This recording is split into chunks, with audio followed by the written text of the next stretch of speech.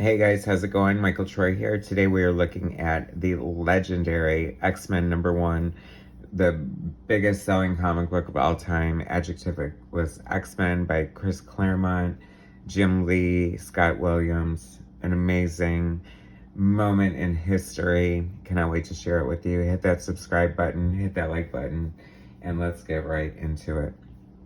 It's finally my turn to rock the mic because my devastating beat I know you will like.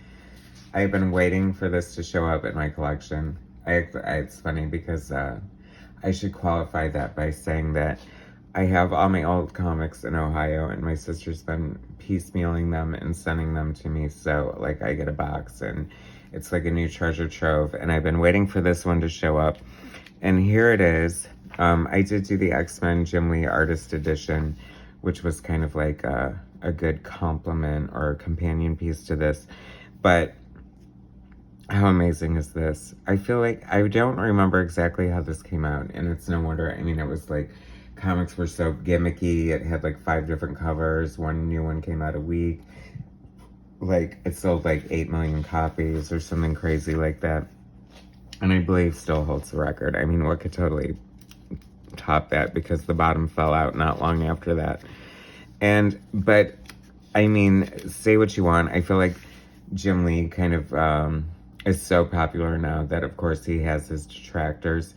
But if you have a head and vision, I mean, you definitely have to acknowledge that there is some sort of appeal to Jim Lee's art. I've always loved it. I thought it was amazing. I've been a fan of his since he started at Marvel on Alpha Flight and Punisher War Journal, and eventually, you know, the X-Men and Wolverine and just, you know, Wildcats and all the way to DC.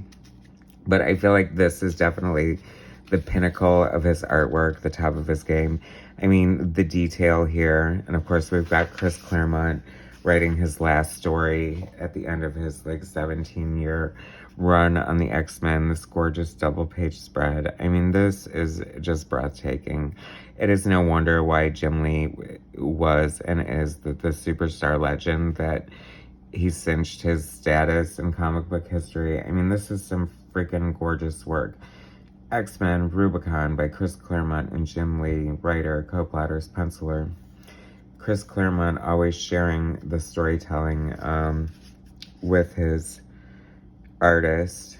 Maybe that was to his detriment here, if that helped push him out the door, which it didn't, but just odd, right? I mean,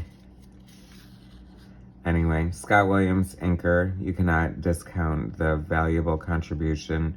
You know, Scott Williams and Jim Lee have to be like one of the last great legendary comic book art pencil ink teams for sure. Tom Orzechowski, letterer. Joe Rose's colorist. Interesting that Glynis Wein did not color this. I wonder how or why she had moved on at this point. Maybe they were looking for a more sort of modern colorist, I don't know, to go along with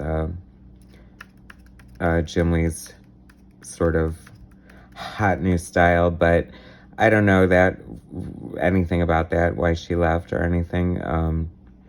Be kind of interesting to see what she would have done with it. Glynis has always been like such a classic part of the X-Men team, so it's a little sad to not see her about name in the credits. However, I do think, especially at the time, and it seems to be holding up okay, that Joe Rosas did a good job and was kind of an exciting colorist at the time. I love Scott Williams inks. Great use of Zibetone here. You know, he's definitely like one of the top inkers. He always makes everybody's art look so good. Such a great, like, Jim Lee, unless he's inking himself, he's usually inked by Scott Williams. And, you know, I think he definitely, like, hitched his wagon to Williams was, like, one of the smartest things he did. This is such a gorgeous double-page spread. So classic. Great classic images of the characters, the 90s X-Men that would inspire the cartoon that is so famous and legendary. So many So many beautiful images here. And, you know, this definitely was the era where, in the image you guys talk about this, where you've got to put like a money shot on every single page for the resale value of the original art. And there it's definitely living up to that standard. I mean, that's such a gorgeous shot of Rogue.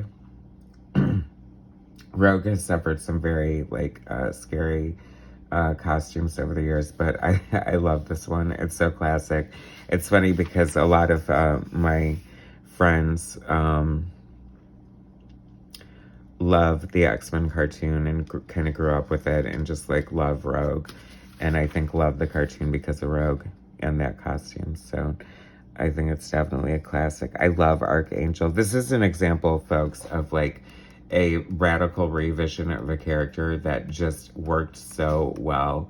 And I'm a huge Warren Worthington fan. I love the classic Angel. I love the red and white or the blue and white, depending on, I guess, Defenders or X-Men or wherever it appeared. But, you know, version of Angel. But, like, when Apocalypse made him one of the Four Horsemen and, like, did this, you know, superhero makeover, like, it kind of blew me away. It's such a great design. I love it. Like, it definitely has almost like a Kirby feel, which I want to say probably Walt Simonson designed it, and which would make sense. And it just has such a great aesthetic to it. So I'll take either version of Angel. And what a great shot of Colossus there. I mean, come on. That is so freaking epic. That is so cool. I've loved, like I said, I've covered the IDW artist edition of the Jim Lee's X-Men, and I think a few of these pages are in there, and it is stunning to behold. I would love to hold an original artboard in my hand with a glove on, if need be, of course, to preserve the art. But here we go again, money shots for days. I mean, the X-Men looks so good. It really was kind of heartbreaking when Jim Lee left. And not that Wildcats didn't look good, but, you know, you just don't have, like, sort of the emotional investment, attachment, or excitement to the characters as you do the X-Men. I mean, look at that Wolverine. Wolverine has inspired so much great art over the years. I can think of so many classic images of Wolverine by so many different artists, you know, and he's such a great character, too, that like, he takes off his cowl, or mask, I guess. Is it a cowl? Anyway, he takes it off, and he's instantly recognizable with that signature haircut. There are just so many great iconic things about the X-Men that, you know, just Chris Claremont and probably Stan Lee and Roy Thomas established over the years that just gave such a credence to the legend and the lore, like the mansion, and I love this great silhouette shot. That's very cool. You know, the Danger Room. I just love it. Interesting. That's such a great iconic shot of Angel and Colossus there. Almost an Art Adams level of detail and gesture. And here comes a Villains Gallery, random pinup. Juggernaut looking very cool.